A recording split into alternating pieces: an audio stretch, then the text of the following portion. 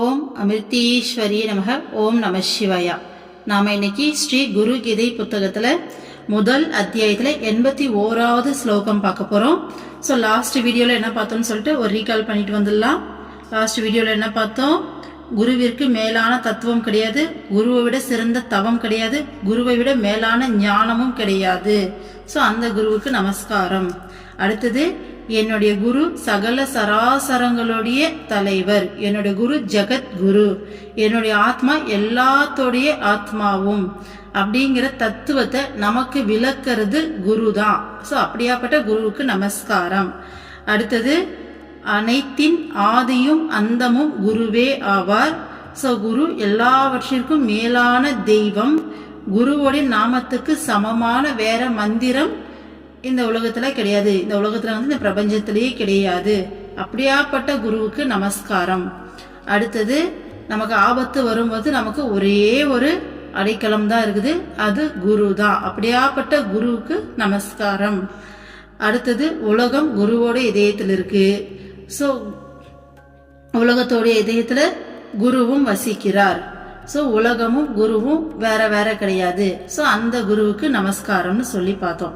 கடைசியா, சம்சாரம் அப்படிங்கிற கொடுமையான காட்டுல அகப்பட்டு வழியில் கிடைக்காம வழி தெரியாம தடுமாறியவனுக்கு வழிகாட்டிய குருவிற்கு நமஸ்காரம்னு சொல்லியிருந்தாங்க இல்லையா? ஸோ குருவோடைய இயல்புகளை சொல்லிட்டு ஏன் குருவுக்கு நமஸ்காரம்னு சொல்றாங்கன்னா, சிவபெருமான் பார்வதி தேவி கிட்ட சொல்லிட்டு இருக்காரு, சுவாமி நீங்க யாரை பார்த்து வணங்கிட்டு இருக்கீங்க அப்படின்னு சொல்லி கேட்டது தானே பதில் சொல்லிட்டு இருக்காரு. ஸோ அப்படியாப்பட்ட குருவுக்கு, இந்த மாதிரியான குருவுக்குன்னு சொல்லிட்டு அந்த குருவோடைய பெருமைகளையும் இயல்புகளையும் சிறப்புகளையும் சொல்லி அப்படியாப்பட்ட குருவுக்கு நமஸ்காரம், அப்படியாப்பட்ட குருவுக்கு நமஸ்காரம்னு சொல்லி சிவபெருமான் சொல்லிக்கிட்டு வர்றாரு. சரிங்களா? ஸோ இப்போ 81வது ஸ்லோகம் பார்க்க போறோம். தாபத்ரயாக்னி தப்தானாம் அசாந்த பிராணினாம் புவி குருரேவ பரகங்கா தஸ்மை ஸ்ரீ குருவே நமஹ. இவ்வுலகில் 3 வித துக்க அக்னிகளால் எரிக்கப்பட்டு அமைதி இழந்த உயிர்களுக்கு அவற்றை போக்கும் பரமனான கங்கா தீர்த்தமாக விளங்கும் குருவிற்கு நமஸ்காரம். சோ இந்த உலகம் 3 விதமான அக்னிகளால எரிக்கப்பட்டு அமைதி எழுந்து போயிருக்க உயிர்களுக்கு அந்த துக்கங்களை, அந்த 3 விதமான துக்கங்களை போக்குற பரமனா விளங்குறது கங்கா தீர்த்தம். அந்த கங்கா தீர்த்தமா விளங்குறது குரு. அப்படியாப்பட்ட குருவுக்கு நமஸ்காரம்னு சொல்றாங்க. ஸோ 3 விதமான துக்க அக்னிகள் என்னென்னு சொல்றாங்கன்னா, தன்னால் உண்டாவது, சுற்றிலும் உள்ளவர்களால் உண்டாவது, இயற்கை சீற்றத்தால் உண்டாவது. ஓகேங்களா? ஸோ இந்த உலகத்துல இப்ப கங்கை தீர்த்தத்தை நம்ம என்ன சொல்லுவோம்? பாவங்கள் தீர்க்கப்படுற இடம் அப்படின்னு சொல்லுவோமா? கங்கையில மூழ்கி எழுந்தா நம்மளுடைய எல்லா பாவங்களும் கரையும், எல்லா பாவங்களும் போயிடும், நாம புனித தன்மையை பெற்றுடுவோம், அதுக்கப்புறம் நமக்கு பாவமே இருக்காது, 0 கர்மா அப்படிங்கிறது தான் காலம் காலமா சொல்லப்பட்டு வருது இல்லையா? அது உண்மையும் கூட. யார் ஒருத்தர் உண்மையா நம்பி கண்டிப்பா கங்கையில நம்ம மூழ்கிறதால நம்மளுடைய எல்லா பாவமும் கரையுதுன்னு சொல்லி முழு நம்பிக்கையோட மூழ்கிறாங்களோ அவங்களுக்கு அந்த பாவம் உண்மையாலுமே கரையும். ஓகேங்களா? ஸோ இந்த உலகத்துல துக்கம் ஏன் விளையுது? பேட் கர்மாவில், நம்மளுடைய கெட்ட கர்மாக்கள் தான் நம்ம வாழ்க்கையில துக்கமா வந்து நமக்கு வருது இல்லையா? ஸோ அப்போ அந்த பாவங்கள் கங்கா தீர்த்தத்துல போய் கழுவிட்டோம்னா அந்த துக்கம் நமக்கு போயிடுது இல்லையா? அப்போ அந்த துக்கத்தை நமக்கு போக்குறது கங்கா தீர்த்தமா, அந்த கங்கா தீர்த்தம் தான் குரு அப்படின்னு சொல்றாங்க. ஓகேங்களா? அந்த கங்கா தீர்த்தமாவே விளங்குறது குரு தான் அப்படின்னு சொல்றாங்க. அதுதான் சொல்றாங்க, இந்த உலகத்துல துக்கம் அப்படிங்கிறது 3 விதத்துல வருது அப்படின்றாங்க. ஒண்ணு தன்னால உருவாகுது. ஸோ நம்ம செய்யற செயல்களாலே நமக்கு துக்கம் வருது. ஓகேங்களா? அடுத்தது, நம்மளை சுத்தி உள்ளவங்களால நமக்கு வர துன்பம். ஸோ ஒண்ணு நம்மளால வருது, அடுத்து நம்மளை சுத்தி இருக்கவங்களால வருது, அதுவும் இல்லைன்னா இயற்கையால வருது, இயற்கை சீற்றங்களால வரக்கூடிய துன்பம். ஸோ இந்த 3 விதமான துக்கங்களும், இந்த துக்கத்தை துக்க அக்னி அப்படின்றாங்க. இந்த 3 விதமான துக்க அக்னிகளால எரிக்கப்பட்டு ஒரு உயிர் வந்து பார்த்தீங்கன்னா அமைதி இழந்து போய் இருக்குது. அப்படியாப்பட்ட உயிருக்கு அந்த துக்கத்தை, அந்த துன்பத்தை போக்குறது இந்த கங்கை. ஸோ அப்படியாப்பட்ட கங்கை தான் குரு அப்படின்றாங்க. ஸோ இதை நாம 2 விதமான மீனிங்ல எடுத்துக்கலாம். ஒன்று ஸ்ட்ரெயிட் மீனிங்ல எடுத்துக்கலாம். கங்கை தீர்த்தமா விளங்குறதே குருதான். ஏன்னா குரு அப்படிங்கிறவரு இந்த ஒட்டுமொத்த பிரபஞ்சமும் குருதான் சொல்லி பார்த்திருக்கோம் இல்லையா. அப்ப கங்கையாக விளங்குவதும் குருவே. ஸோ கங்கையில போய் மூழ்கும் போது நமக்கு அந்த பாவங்கள் தீர்க்கப்படுது. ஸோ அந்த கங்கையா விளங்குறது குரு அப்படின்னு ஸ்ட்ரெயிட்டாவே எடுத்துக்கலாம். இல்ல மறைமுகமா எடுக்கணும் அப்படின்னா, இந்த சம்சார கடல்ல மூழ்கி பலவிதமான துன்பங்களுக்கு ஆட்பட்டு நாம வழி தெரியாம நிற்கும் போது நம்மளை ஆட்கொண்டு நம்மளுக்கு பார்த்தீங்கன்னா வழிகாட்டி நம்மளுடைய துன்பத்தை எல்லாம் போக்கி நம்ம லைஃப்பை பார்த்தீங்கன்னா இன்னொரு டைரக்ஷன்ல அந்த உண்மையான இன்பத்தை நோக்கி பயணப்பட வச்சு இந்த துன்பங்கள்லேருந்து வெளியில கொண்டு வர்றது யாரு? நம்மளோட குரு தான் இல்லையா. ஸோ கங்கா தீர்த்தம் எப்படி பாவங்களை கழுவுதோ அந்த மாதிரி நம்மளோட பாவங்களை நம்மளோட கெட்ட கர்மாக்களை கழுவி நமக்கு வெளிச்சமா நிற்கிறது நம்மளுடைய குரு. ஸோ அப்படிங்கிற மீனிங்லயும் எடுத்துக்கலாம். ஸோ அப்படியாப்பட்ட குருவிற்கு நமஸ்காரம்னு சொல்றாங்க. ஓகேங்களா. அடுத்த ஸ்லோகா பாருங்க. அஜ்ஞானி நாஹினா கிரஸ்தாக பிராணீனஸ்தான் சிகித்சகஹ வித்யா ஸ்வரூபோ பகவான் தஸ்மை ஸ்ரீ குருவே நமஹ. அறியாமை எனும் பாம்பு தீண்டிய உயிர்களுக்கு சிகிச்சை செய்து காப்பாற்றும் வித்யா ஸ்வரூபமான பகவான் ஸ்ரீ குருவிற்கு நமஸ்காரம். சோ என்ன சொல்றாங்க? அறியாமை அப்படிங்கிற பாம்பு தீண்டிய உயிர்களுக்கு சிகிச்சை செய்து காப்பாற்றும் வித்யா ஸ்வரூபமான பகவான் ஸ்ரீ குருவிற்கு நமஸ்காரம்னு சொல்றாங்க. ஸோ ஒரு பாம்பு கடிச்சா எப்படி விஷம் மேலும் மேலும் ஏறி சீக்கிரமா உயிர் போயிடும் அப்படிங்கிற நிலைமைக்கு போவோமோ, அந்த மாதிரி நம்மள அறியாமை அப்படிங்கிற பாம்பு தீண்டியதால இந்த உலகம் அப்படிங்கிற மாயையில சிக்கிக்கிட்டு பார்க்கறதெல்லாம் உண்மை நம்பி நாளுக்கு நாள் நம்ம இன்னும் அதிகமான மாயையில சிக்கிறோம். அப்படியாப்பட்ட அறியாமையிலிருந்து நம்மளை காப்பாத்துற வித்யா ஸ்வரூபம்னா ஞான ஸ்வரூபமான பகவான் ஸ்ரீ குருவிற்கு நமஸ்காரம் அப்படின்னு சொல்றாங்க. ஓகேங்களா. அடுத்த ஸ்லோகா பாருங்க. ஹே தவே ஜகதாமேவ சம்சாரார்ணவ சேதவே விபவே சர்வ வித்யானாம் சம்பவே குரவே நமக. ஜகத் காரணனாகவும் சம்சார சாகரத்தை கடக்க உதவும் பாலமாகவும் சகல வித்யைகளின் தோற்றுவாயாகவும் சிவமாகவும் விளங்கும் குருவிற்கு நமஸ்காரம். சோ ஜகத் காரணனாகவும் ஃபர்ஸ்ட் சொல்றாங்க. ஜெகம்னா உலகம், காரணம்னா காரணன் அப்படின்னா இந்த உலகத்திற்கு காரணமானவன். அதாவது இந்த உலகமே குருவினுடைய படைப்பு இல்லையா. இந்த உலகத்துக்கு காரணமும் இறைவன் தானே. சோ இறைவன் தான் குருவா அவதாரம் எடுத்து வந்திருக்காங்கன்னு சொல்லியிருக்கோம் இல்லையா. சோ ஜெகத் காரணன், இந்த உலகத்திற்கு காரணமாக இருப்பவரும் குருதான். சம்சார சாகரத்தை கடக்க உதவும் பாலமாகவும். சோ நம்ம இந்த சம்சார சாகரத்தை கடக்க உதற பாலமாக இருக்கிறதும் குருதான். இந்த பிறவி பெருங்கடலை நம்ம கடக்கிறதுக்கு உதவுற பாலமாக இருப்பதும் குருவே. சகல வித்யைகளின் தோற்றுவாயாகவும். சோ இருக்கக்கூடிய அத்தனை வித்யைகள், ஞானம், அனைத்து ஞானங்களுடைய ஓகேங்களா, எல்லா விதமான அந்த அறிவு, அந்த ஞானம் எப்படி வேணா சொல்லிக்கலாம், கல்வி. சோ சகல வித்யைகளுடைய தோற்றுவாயாகவும் சிவமாகவும். சிவம் அப்படிங்கிறது பரமாத்மா, இறைவன், பரம்பொருள் அப்படின்னு சொல்லிட்டு வச்சுக்கலாமா.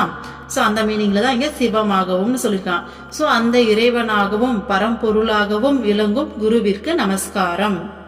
சோ என்ன சொல்றாங்க? இந்த உலகத்துக்கு காரணமானவரும் குருதான்.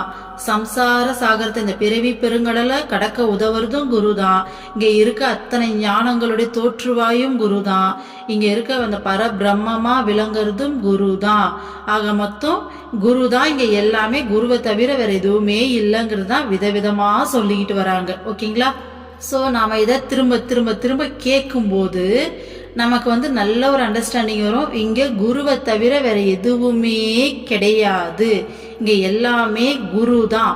ஓகேங்களா. நம்ம ஏற்கனவே சொன்ன மாதிரி பிள்ளையார் எப்படி அப்பா அம்மாவை சுத்தி ஞான பழத்தை வாங்கினாரோ, அந்த மாதிரி குரு அப்படிங்கிறவர் எப்பேற்பட்டவர் அப்படிங்கிற விஷயத்த நம்ம ஆழ் மனசுக்குள்ள பதிச்சிட்டோம் அப்படின்னா நம்ம ஈஸியா குருவை சுத்தி குருவை பிடிச்சி நம்ம இந்த வாழ்க்கையை ரொம்ப எளிமையா ரொம்ப இனிமையா மாத்திக்க முடியும். ஸோ ஒவ்வொரு உயிரும் இங்கே பிறவி எடுக்கிறது நம்ம இந்த பிறவி பெருங்கடலை கடந்து அந்த முக்தி அடையிறதுக்கு, ஞானம் அடையிறதுக்கு, இறைவனோடு போயிட்டு ஐக்கியமாகிறதுக்கு தான் இல்லையா? ஸோ அந்த பிறவி நோக்கத்தை ரொம்ப ஈஸியாக நம்ம அடையணும்னா குருவை எந்த அளவுக்கு ஸ்ட்ராங்காக பிடிக்கிறோமோ அந்த அளவுக்கு தான். குரு எப்பேற்பட்டவர் அப்படிங்கிறத நம்ம உணர்ந்து குருவை எந்த அளவுக்கு டைட்டாக பிடிச்சிக்கிறோமோ ஸோ அந்த அளவுக்கு ஈஸியாக நமக்கு ப்ராசஸ் இருக்கும். ஓகேங்களா? ஸோ அந்த டைட்டாக பிடிச்சிக்கிறதுக்கும் குருவை புரிஞ்சிக்கிறதுக்கும், ஏன்னா குருவை பிடிச்சிக்கிட்டா மட்டும் போதாது, புரிஞ்சிக்கணும் இல்லையா? ஸோ புரிஞ்சிக்கிறதுக்கும் இந்த விஷயங்கள் நமக்கு ரொம்பவே ஹெல்ப்பாக இருக்கும். அடுத்தது பாருங்க, தியான மூலம் குரு மூர்த்திக, பூஜா மூலம் குரு பதம், மந்திர மூலம் குரோர் வாக்கியம், முக்தி மூலம் குரு கிருபா. குருவின் வடிவம் தியானத்திற்கும் பாதம் பூஜைக்கும் உபதேசம் மனனம் செய்வதற்கும் விஷயமாகின்றன. அவரது அருள் முக்திக்கு காரணமாகிறது. சோ என்ன சொல்றாங்க பாருங்க, குருவோடைய வடிவம் நாம தியானம் பண்றதுக்கும், பாதம் பாத்தீங்கன்னா பூஜை, பாத பூஜை செய்யறதுக்கும், உபதேசம் பாத்தீங்கன்னா நம்ம மனசுக்குள்ள இறக்கி நாம தெளிவடைகிறதுக்கும், அவருடைய அருள், குருவுடைய அருள் நமக்கு முக்தி அடையிறதுக்கும் காரணமா இருக்குதுன்னு சொல்றாங்க. ஸோ ஸ்டார்டிங்லேயே சொல்லியிருப்பாங்க, குருவுடைய திருவுருவத்தை சதா சர்வ காலமும் எந்த நேரமும் நம்ம தியானம் பண்ணணும். ஸோ தியானம் பண்ணா அப்படியே உட்காந்து மனசால அப்படியே கண்ண மூடி 24 மணி நேரமும் நினைக்கிறது மட்டும் தியானம் கிடையாது. நம்ம ஒவ்வொரு செயலையும் நம்ம குரு கூட சேர்ந்து பண்றோம் இல்லையா? இப்போ எந்த வேலை செஞ்சாலும் நம்ம அம்மா கிட்ட கேட்டு பண்றோம் இல்லையா? அம்மாவோடைய நினைவிலேயே தான் பண்றோம். அப்படி இல்லாதவங்களும் இனிமே வளர்த்துக்கோங்க, சரிங்களா? ஸோ அது ஆட்டோமேட்டிக்காவே அம்மா கிட்ட கேட்டால் அம்மாவே கொடுப்பாங்க. ஸோ ஒவ்வொரு செகண்டும் தன்னுடைய குருவோட நினைவோடையே எல்லா செயல்களையும் செய்யறது. அம்மா இதுக்கு ஈஸியாக எக்ஸாம்பிள் சொல்லுவாங்க. எப்படி ஒரு அம்மா கை குழந்தைய விட்டுட்டு ஆஃபீஸ் போனாலும் எந்த நேரமும் அந்த குழந்தை மேலே ஒரு கவனம் இருந்துக்கிட்டே இருக்கும் இல்லையா? அந்த மாதிரி எந்த நேரமும் நம்மளுடைய இறைவன் மேலே நம்மளுடைய கவனம் இருக்கணும். அந்த மாதிரி தன்னுடைய குருவோடைய நினைவு எந்த நேரமும் ஒரு செகண்ட் விடாம நம்ம என்ன வேலை செஞ்சுட்டு இருந்தாலும் குருவோட நினைவோடையே சேர்ந்து நம்ம இருக்க ஆரம்பிச்சிட்டோம்னா அதுதான் குருவோடைய உருவத்தை தியானம் பண்றது, சரிங்களா? அதே மாதிரி பாத பூஜை, ஓகேங்களா? நம்ம ஒரு நாளைக்கு ஒரு தடவையாச்சும் குருவுக்கு பாத பூஜை மானசீகமா பண்றது ரொம்ப நல்லது, ரொம்ப ரொம்ப ரொம்ப நல்லது, சரிங்களா? அது ஒரு பிராக்டிஸாவே கொண்டு வரணும். ஸோ பாதம் பூஜைக்கும் உபதேசம் மனனம் செய்வதற்கும், மனனம் செய்யறது அப்படின்னா அந்த விஷயத்தை திரும்ப திரும்ப திரும்ப திங்க் பண்ணி, ஏன்னா மனனம் செய்யறது அப்படிங்கிறது மெமரி பண்றது அப்படின்ற மீனிங்ல வரும். இங்க என்னன்னா திரும்ப திரும்ப ஒரு விஷயத்த நல்லா டீப்பா திங்க் பண்ணி ஆழமா புரிஞ்சுக்கிட்டு நம்ம மனசுல பதிய வைக்கிறது, ஓகேங்களா? ஸோ குருவோடைய உபதேசங்கள் பார்த்தீங்கன்னா மனனம் செய்வதற்கும் அந்த மாதிரி திரும்ப திரும்ப திங்க் பண்ணி நம்ம மைண்டுக்குள்ள டீப்பா நாம பதிய வைக்கணும், ஓகேங்களா? விஷயமாகின்றனன்னு சொல்லியிருக்காங்க. ஸோ குருவோடைய வடிவத்தை எந்த நேரமும் தியானம் பண்ணணும், பாத பூஜை பண்ணணும், உபதேசம் பார்த்தீங்கன்னா நல்லா டீப்பாக அதை நல்லா பதிய வைக்கணும் நம்ம மனசில். ஸோ அவருடைய அருள் பார்த்தீங்கன்னா முக்திக்கு காரணமாகுதுன்னு சொல்கிறாங்க, ஓகேங்களா? ஸோ எல்லாத்தையுமே பண்ணாலும் நமக்கு குருவோடைய அருள் தான் முக்தியே கொடுக்கும். ஸோ அதை தான் சொல்கிறாங்க, குருவின் வடிவம் தியானத்திற்கும் பாதம் பூஜைக்கும் உபதேசம் மனனம் செய்வதற்கும் விஷயமாகின்றன. அவரது அருள் முக்திக்கு காரணமாகிறது, ஓகேங்களா? அடுத்த ஸ்லோகா பாருங்க. சப்த சாகர பர்யந்தம் தீர்த்த ஸ்நான பலம் துயத் குரு பாத பயோபிந்தோஹ சஹஸ்ராம் சேன தத்பலம். சப்த சாகரங்களில் உள்ள சகல தீர்த்தங்களிலும் ஸ்நானம் செய்யும் போது கிடைக்கும் பலம் ஒரு துளி குரு பாத தீர்த்தத்தை அருந்துவதால் கிடைக்கும் புண்ணியத்தில் 1000ல் 1 அம்சம் மட்டுமே ஆகும். ஸோ சப்த சாகரங்கள் அப்படிங்கிறது இந்த உலகத்துல இருக்கக்கூடிய 7 வகையான புனித நீர்நிலைகளை குறிக்குது, சரிங்களா? ஸோ என்ன மீனிங்ல இங்க கொடுத்துருக்காங்கன்னா, இந்த உலகத்துல உள்ள ஒட்டுமொத்த புனித தீர்த்தங்கள்லயும் ஒருத்தர் குளிக்கும் போது என்ன பலன் கிடைக்குமோ அந்த பலன் அப்படிங்கிறது குருவோடைய பாத தீர்த்தத்தை ஒரு துளி, ஒரே ஒரு துளி குடிக்கிறதால கிடைக்கிற பலன்ல 1000ல் 1 பங்கு தான் அப்படின்றாங்க. புரியுதா? இந்த உலகத்துல இருக்க ஒட்டுமொத்த புண்ணிய தீர்த்தத்திலையும் நம்ம குளிச்சுட்டு வந்தா நமக்கு ஒரு பலன் கிடைக்கும் இல்லையா? அந்த பலன் பாத்தீங்கன்னா குருவோடைய பாத தீர்த்தத்தை ஒரு துளி எடுத்து நம்ம குடிச்சோம்னா அந்த பலன்ல 1000ல் 1 மடங்கு பலன் தான் கிடைக்குமாமா. அதாவது குருவோடைய பாத தீர்த்தத்துல நம்ம குடிக்கிறதால கிடைக்கிற பலன் அப்படிங்கிறது உலகத்துல இருக்க ஒட்டுமொத்த புனித நீர்நிலைகள்லயும் போயிட்டு நாம குளிச்சுட்டு நீராடிட்டு வந்தோம்னா கிடைக்கிற பலன் அப்படிங்கிறது 1000ல் 1 பங்கமா. இந்த குருவோடைய பாத தீர்த்தத்தை குடிக்கிறது அப்படிங்கிறது அந்த மாதிரி 1000 மடங்கு பலன், 1000 மடங்கு பலனுடையது அப்படின்றாங்க. குருவுடைய பாத தீர்த்தத்துடைய மகிமை எப்பேற்பட்ட மகிமைன்னு பாருங்க. குருவுடைய பாத தீர்த்தம் அப்படிங்கிறது நம்ம எப்பயுமே சொல்றதுதான், குருவுடைய பாத பூஜை பண்ணக்கூடிய தண்ணீர். அப்போ அந்த தண்ணி எவ்வளோ பெரிய விசேஷமான தண்ணின்னு சொல்லி பார்த்துக்கோங்க. நம்ம அதோடைய அருமை தெரியாம இருக்கும். எப்படி சொல்றாங்க பாருங்க, நீ உலகத்துல இருக்க ஒட்டு மொத்த தீர்த்தத்திலையும் போய் குளிச்சா கூட உனக்கு ஒரு பலன் கிடைக்கும் பாத்தியா? ஆனா அந்த மாதிரி 1000 மடங்கு பலன் இதுல ஒரு சொட்டு தண்ணி நீ குடிச்சா கிடைக்கும்ன்றாங்க. எவ்வளோ பெரிய விஷயம் இல்ல? அடுத்தது பாருங்க, சிவே ருஷ்டே குருஸ்தராதா குரௌ ருஷ்டே ந கச்சன்ன லப்த்வா குலகுரும் சம்யக் குருமேவ சமாச்ரயேத். பரமசிவன் கோபம் கொண்டால் குரு காப்பார், ஆனால் குருவின் கோபத்திலிருந்து காப்பாற்ற யாரும் இல்லை. குருவை ஆகவே அடைந்த பிறகு அவரிடம் முழுமையாக சரணடைய வேண்டும். ஸோ என்ன சொல்றாங்க, பரமசிவன் நம்ம மேல கோவப்பட்டுட்டார்னா நம்மள குருவால காப்பாற்ற முடியுமாமா. அந்த பரமசிவனுடைய கோபத்திலிருந்து கூட நம்மள குருவால காப்பாற்ற முடியும். ஆனா குருவோட கோபத்திலிருந்து அந்த பரமசிவனாலோட காப்பாற்ற முடியாது, யாராலையுமே காப்பாற்ற முடியாது அப்படின்றாங்க. இங்கே நம்ம குருதான் சிவன் அப்படின்னு சொல்லி பார்த்துட்டு வரோம் இல்லையா? ஸோ குருதான் இறைவன், குருதான் பரபிரம்மம்னு சொல்லிட்டு அப்படியே இதை சொல்றாங்கன்னா நமக்கு புரிய வைக்கிறது, நம்ம அண்டர்ஸ்டாண்டிங்காக சொல்றாங்க. ஸோ இந்த உலகத்துல எப்படியாப்பட்ட கோபத்துல இருந்தோம், எப்பேற்பட்ட சாபத்துல இருந்தோம், எவ்வளோ பெரிய கோபத்துல இருந்தோம், எவ்வளோ பெரிய விஷயம் உனக்கு இருந்தாலும், எவ்வளோ பெரிய சாபம் இருந்தாலும் உன்னை குருவால காப்பாற்ற முடியும். எல்லாத்துல இருந்தும் ப்ரொடெக்ஷன் குருவால கொடுக்க முடியும். ஏன்னா பரமசிவனையே இங்க கம்பேர் பண்றாங்க. பரமசிவன் அப்படிங்கிறது என்ன சொல்ற, பரபிரம்மத்தை தானே இங்க சொல்லிட்டு இருக்கோம். ஸோ அப்படியாப்பட்ட இந்த உலகத்திலே வலிமையான ஒரு சக்தியோடைய கோபத்திலிருந்து கூட குருவால காப்பாற்ற முடியும். ஆனா குருவோடைய கோபத்திலிருந்து யாராலையும் காப்பாற்ற முடியாதாமா. யாருக்குமே அந்த ரைட்ஸ் கிடையாது. ஸோ எல்லாத்துக்கும் மேல சுப்பீரியர் பவர் குரு. ஸோ குருவுக்கு மேல ஒரு சுப்பீரியர் பவர் கிடையாது. ஸோ குருவோடைய கோபத்திலிருந்து இங்க யாராலையும் காப்பாற்ற முடியாது. இந்த வார்த்தைகளை பார்த்து நம்ம பயப்பட வேணாம், ஐயோ அப்படின்னு சொல்லிட்டு குருவோடைய கோபத்திலிருந்து யாராலையும் காப்பாற்ற முடியாதான்னு.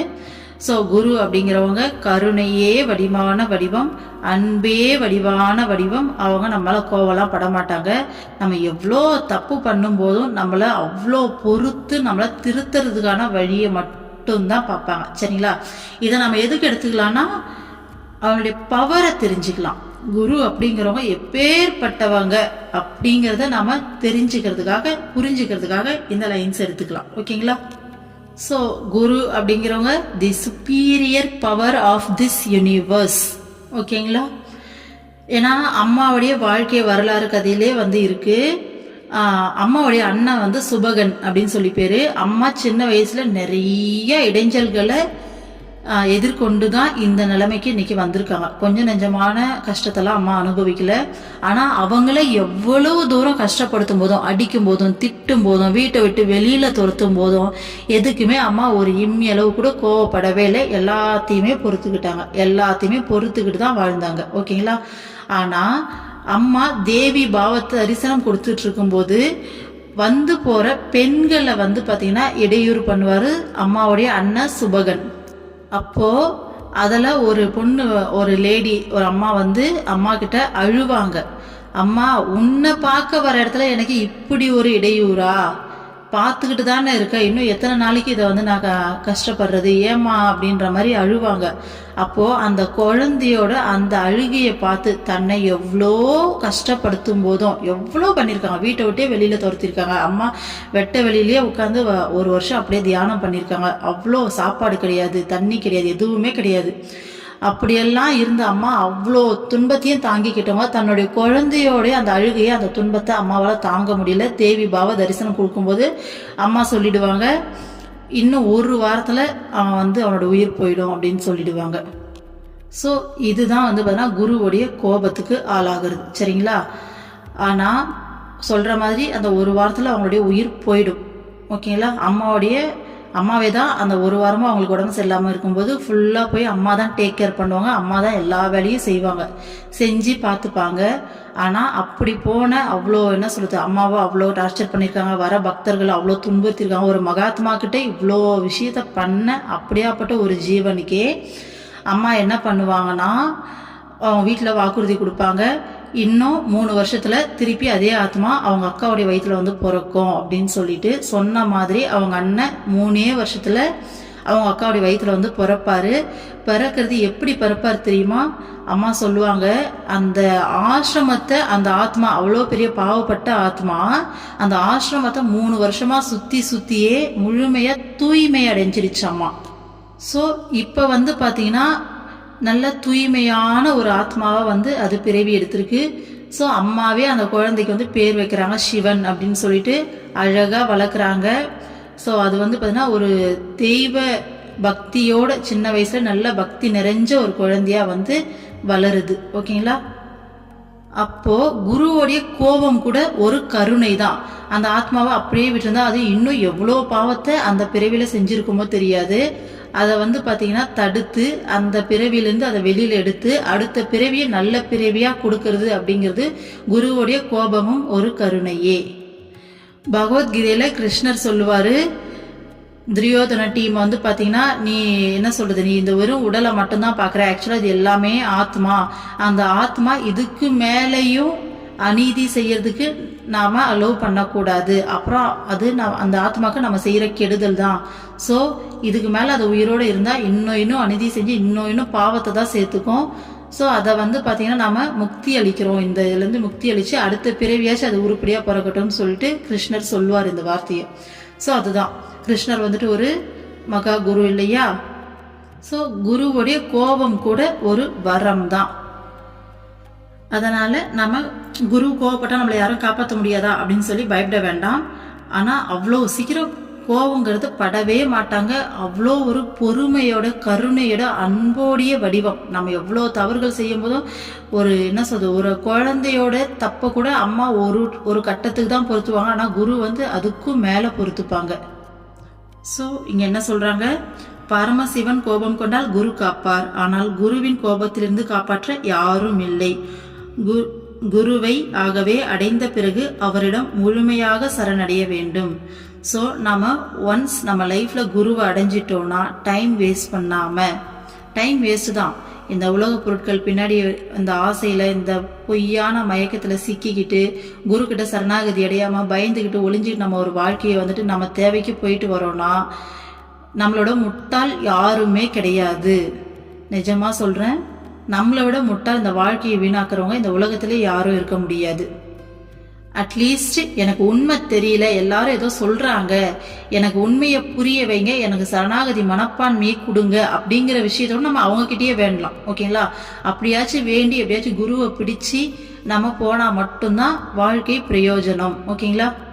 இல்லைன்னா இப்பேற்பட்ட சத்குரு கிடைச்சும் வாழ்க்கையை வீணாக்கிட்டோம் அப்படிங்கிறத நம்மளை இன்னொரு பிறவியில் நம்மளால் காம்பன்சேட் பண்ணவே முடியாது. இன்னொரு பிறவியில் நமக்கு குரு கிடைப்பாங்களான்னு தெரியாது. ஸோ நாம் திரும்ப இதை பறந்து நம்மளுடைய கர்மா பேலன்ஸை பண்ணிட்டு நம்ம இங்கேயே சிக்கிட்டு இருக்க வேண்டியதுதான். சரிங்களா? அதனால் குரு கிடைச்சா விடாதீங்க, நல்லா டைட்டாக பிடிச்சி அவங்கள வந்து சரணாகதி அடிங்க. அடுத்த ஸ்லோகா பாருங்க. வந்தே குரு பதத்வந்த்வம் வாங்மனோ அதீத கோசரம் ஸ்வேதரக்த பிரபாபின்னம் சிவசக்தியாத்மகம் பரம். வாக்கிற்கும் மனதிற்கும் எட்டாததும் சிவசக்தியின் வெள்ளை மற்றும் சிவப்பு நிறங்களில் உள்ள பிரகாசத்தால் சிறந்து விளங்கும் குருவின் பாத கமலங்களை நான் வணங்குகிறேன். அதாவது குரு அப்படிங்கிறவரு நம்மளுடைய வாக்கு அப்படின்னா நம்மளுடைய சொல்லுக்கும் நம்மளுடைய மனசுக்கும் அருள்மொழிகளில் அம்மா லாஸ்டா போட்ட அருள்மொழிகளில் வரும். அம்மா சொல்லியிருப்பாங்க, குருவை உன்னால வார்த்தையால விளக்க முடியாது. நீ எப்படியாப்பட்ட வார்த்தையை போட்டு விளக்கணும்னு நீ முயற்சி பண்ணாலும் அது முடியாது. ஏன்னா குரு அப்படிங்கிறவரு வார்த்தைகளுக்கு அப்பாற்பட்டவர். அவர் உணர்வு நிலை. இங்க இருக்க அவரை வானம்னு சொல்ல முடியாது, வானத்துக்கு அப்பாலன்னு சொல்ல முடியாது. ஏன்னா வானம்னு சொல்லிட்டா வானம் மட்டும்தான், வானத்துக்கு அப்பால்னா வானத்துக்கு அப்பால மட்டும்தான். ஆனா அங்க வானமா இருக்கிறதும் வானத்துக்கு அப்பால இருக்கிறதும் வானத்துக்கு உள்ள இருக்குதுன்னு சொல்லி இங்க எல்லாமே குருவா தானே இருக்காரு. அப்புறம் எப்படி நீ குருவை வார்த்தையால விளக்குவான்னு கேட்பாங்க. அந்த மாதிரி குரு அப்படிங்கிறவரு வாக்கிற்கு அப்பாற்பட்டவர், நம்மளுடைய சொல்லுக்கு அப்பாற்பட்டவர். நம்மளுடைய வாக்கால சொல்லால குருவை விளக்க முடியாது. மனதிற்கு எட்டாததும், நம்மளுடைய மனசை வச்சு நம்மளால குருவை எட்ட முடியாது. ஏன்னா நம்மளுடைய மனம் குறுகிய மனம், நான் அப்படிங்கிற தன்மையில் இருக்கக்கூடிய சிறிய மனம், சிறிய நான் இல்லையா நாம. ஸோ நம்மளுடைய மனசால குருவை எட்ட முடியாது, நம்மளுடைய சொல்லாலே நம்மளால குருவை விளக்க முடியாது. அடுத்தது சிவசக்தியின் வெள்ளை மற்றும் சிவப்பு நிறங்களில் உள்ள பிரகாசத்தால் சிறந்து விளங்கும். ஸோ சிவன் சக்தி அப்படிங்கிறத அந்த கான்செப்ட, அந்த சிவன் சக்தி அப்படிங்கிறது கடவுள் தெய்வங்கள் இல்லையா. சிவன் அப்படிங்கிறது ஆணாவும் சக்திங்கிறது பெண்ணாவும் இரண்டும் இணைஞ்சாதான் இந்த பரபிரம்மம், இந்த உலகம் அப்படிங்கிற கான்செப்ட் இல்லையா. அப்ப சிவனை வெள்ளை நிறமாவும் சக்தியை சிவப்பு நிறமாவும் அந்த ஒளியை பிரிக்கிறாங்க. ஓகேங்களா. ஒளியே வெள்ளை நிறமாவும் சிவப்பு நிறம். ஏன்னா கடவுள் அப்படிங்கிற ஒரு ஒளி ரூபம் தானே. ஸோ வெள்ளை ஒளியாவும் சிகப்பு ஒளியாவும் பிரிக்கிறாங்க. அந்த பிரகாசத்தால ஓகேங்களா. ஸோ இந்த ஒட்டுமொத்த யூனிவர்ஸும் ஒயிட் வித் அந்த ரெட் கலர் எனர்ஜி ஃபார்மா அப்படியே கற்பனை பண்ணிக்கோங்க. லைட் ஃபார்மா, red with white colour light form, ஒளி பெரிய லா வரும் இல்லையா, லைட்டு. ஸோ இந்த ஒட்டுமொத்த யூனிவர்ஸும் ஒயிட் வித் ரெட் லைட்டாக இருக்கிறதா கற்பனை பண்ணிக்கிட்டோம் அப்படின்னா, அந்த பிரகாசத்தில் ஒயிட்டாக இருக்கிறத பிரம்மம்னும் ரெட் கலர் இருக்கிற சக்தி நம்ம சக்தின்னு சொல்லலாமா. அப்போ பிரம்மம் அந்த ஒயிட் லைட்டு பிரம்மமா அப்படியே இருக்குது. சக்தி தன்னை பல ரூபங்களில் வெளிப்படுத்திக்குதா. ஸோ அந்த பிரகாசத்தால் சிறந்து விளங்கும். ஸோ அந்த பிரகாசமே குரு தானே. ஸோ அந்த குருவோடைய பாத கமலங்களை நான் வணங்குகிறேன்னு சொல்றாங்க. சிம்பிளா சொல்லணும்னா சிவனும் சக்தியாகவும் விளங்குவது குருவே. சரிங்களா, அததான் சொல்ல வராங்க. ஸோ வாக்கிற்கும் மனதிற்கும் எட்டாததும் சிவசக்தியின் வெள்ளை மற்றும் சிவப்பு நிறங்களில் உள்ள பிரகாசத்தால் சிறந்து விளங்கும் குருவின் பாத கமலங்களை நான் வணங்குகிறேன் அப்படின்னு சொல்றாங்க. ஓகேங்களா. ஸோ இங்க பிரம்மம் அப்படிங்கிறது இந்த பிரபஞ்சம் முழுக்க நிறைஞ்சிருக்கக்கூடிய அந்த இறை சக்தி. ஓகேங்களா. இறை ஸ்வரூபம் தான் பிரம்மம். அந்த இறை ஸ்வரூபம் தன்னைத்தானே வெளிப்படுத்திக்குது இல்லையா. ஸோ கிருஷ்ணரா அவதாரம் எடுத்தது, ராமரா அவதாரம் எடுத்தது, இப்ப பல குருமார்களா அவதாரம் எடுத்துட்டு இருக்காங்க இல்லையா. ஸோ அதுதான் தன்னைத்தானே வெளிப்படுத்திக்கிறது. அதுதான் பிரம்மத்துடைய சக்தி. ஓகேங்களா. அததான் சொல்றாங்க, அந்த பிரம்மமாவும் அந்த பிரம்மத்துடைய சக்தியாகவும் விளங்கக்கூடிய குருவோடைய பாத கமலங்களை நான் வணங்குகிறேன் அப்படின்னு சொல்லி சிவபெருமான் சொல்றாரு. சரிங்களா. ஓகே, இன்னைக்கு இந்த ஸ்லோகாவோட முடிச்சுக்கலாம். நெக்ஸ்ட் ஸ்லோகா அடுத்த வீடியோல பார்க்கலாம். ஓம் அமிர்தீஸ்வரி நமக. ஓம் நம சிவாய. சர்வம் கிருஷ்ணார்ப்பணம்.